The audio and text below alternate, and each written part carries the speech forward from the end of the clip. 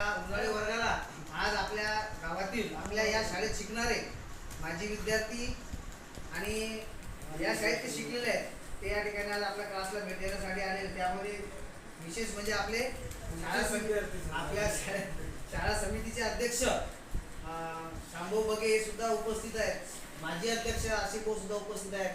आमचे मार्गदर्शक नवथळे सर पालक आहे आपल्या वर्गाचे ते सुद्धा या ठिकाणी उपस्थित आहेत.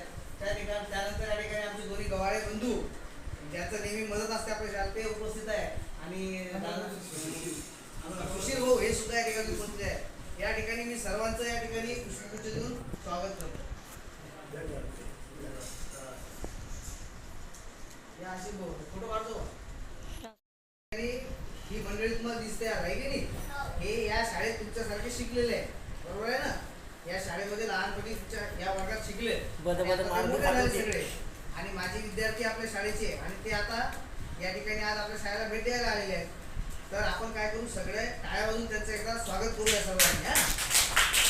आणि या सर्वांचे आता मार्गदर्शन नेहमी तुम्हाला पुढे मिळणारच आहे. त्याच्यामुळं तुम्ही जसे तुमचे आईवडील आहेत, मामा असतील, सक्सेस झाले आहेत, तसे तुम्ही सुद्धा आमचे उन्हाळ्याचे क्लास चालू आहे.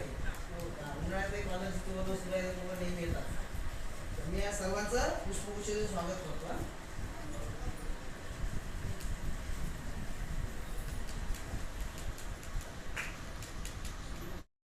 बघा आपले उन्हाळी वर्ग सुरू आहेत की नाही.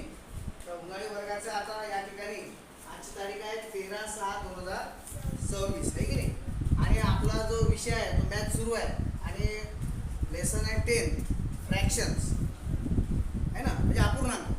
आता एक लक्ष द्या, म्हणा माझ्या मागं write the shaded and unshaded parts of the shapes below as fractions and inverse.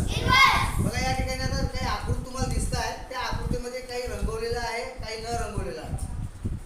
आलं लक्षात, शॅडेड आहे, अनशॅडेड आहे. आता त्याच्यावर तुम्हाला अपूर्णांक ओळखायचा आहे आणि त्याला काय म्हणतात, कसं वाचतात ते तुम्हाला वाचायचं आहे. ते इथं लिहिलेलं आहे. नंतर अनशॅडेड पण लिहिलेलं आहे. मग आता आपण पहिली आकृती समजून घेऊ. बघा याची पहिली आकृती आहे. या ठिकाणी बघा तुम्हाला दिसत आहे याच्यामध्ये किती पार्ट आहे, 1 2 3 4 5 6 7 8. एकूण किती भाग आहे, बोलत चला किती भाग आहे, 8 आहे की नाही. म्हणजे आपण लिहिले 8 खाली. आता 8 पैकी आपल्याला शॅडेड म्हणजे रंगवलेले किती आहे बघा, 1 2 3 किती रंगवलेले आहेत. मग याचा हा अपूर्णांक कोणता झाला, मग आता 3/8 काय झालं, 3 शॅडेड आहे आणि बाकीचे सर्व एकूण 8 आहे. एकूण खाली लिहित असतो आपण, टोटल 8 आहेत ते आपण खाली लिहिले, जे शॅडेड आहेत ते वर लिहिले. समजलं का तुम्हाला, 3/8. त्यानंतर या ठिकाणी त्याला असं वाचतात 3/8. नंतरचा अनशॅडेड फ्रॅक्शन म्हणजे आता हे झाले रंगवलेले 3. आता न रंगवलेले किती आहे पहा बरं, अनशॅडेड मोजा बरं, 1 2 3 4 5 बरोबर आहे, 5. आणि एकूण 8 आहे ते डबल लिहिले आपण खाली 8. आता वर किती लिहिले आपण, अनशॅडेड किती आहे 5 आपण वर लिहिले. आता काय लिहिले वर आपण 5. मग आता याला म्हणायचं 5/8 म्हणा, 5/8 बघा, 5/8 बरोबर आहे. मग आता आपल्याला पुढची आकृती घ्यायची आहे. काय घ्यायची आहे, पुढची आकृती घ्यायची आहे. आता तुम्ही लक्ष द्या सगळ्यांनी आकृतीकडं. बघा या ठिकाणी आता या ठिकाणी दुसरी आकृती आहे. कोणती आकृती आहे, दुसरी. आता याच्यामध्ये एकूण बघा किती आहेत मोजून घ्या, 1 2 3 4 5 6 7 8. आपण 8 खाली लिहिले. रंगवलेले किती आहेत, 1 2 3 4. आपण 4 कुठे लिहिले, 4/8. याला काय माहिती, 4/8.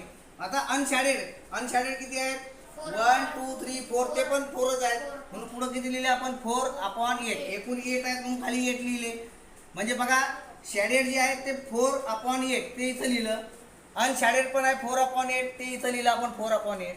त्याच्या पुढची आकृती आहे, मोजा एकूण किती भाग आहे ते, 1 2 3 4 5. खाली किती लिहिले, 5. शॅडेड किती आहे त्यातले, 2 आहे म्हणून 2 कुठं लिहिले. म्हणजे हा अपूर्णांक काय झाला, मग हा फ्रॅक्शन 2/बोला काय झाला, इथं लिहिलं बघा TW 2/5. मग आता अनशॅडेड लिहायचे पुढच्या रकान्यात. शाबास, समजलं तुम्हाला. किती आहे आता अनशॅडेड?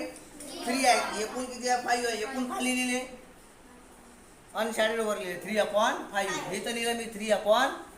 आता शेवटची आकृती आहे, मोजा किती आहे? 1 2 3 4 5 6. 6 कुठं लिहिले आपण? 6 भागापैकी 1 भाग शॅडेड आहे, म्हणजे रंगवलेला आहे. म्हणजे या ठिकाणी 1/6 हे झाले याचे. हा अपूर्णांक झाला 1/6. इथं लिहिलं मी 1/6. आता अनशॅडेड विचारलं उलट. अनशॅडेड किती आहेत? मग आता अनशॅडेड विचारले, एकूण तर 6 आहेच, ते लिहिले आपण खाली इथं लिहिले. आता किती आहेत? 1 2 3 4 5, म्हणजे 5/6. मी इथं लिहिलं 5/6. परत काही प्रॉब्लेम आहे का मला सांगा.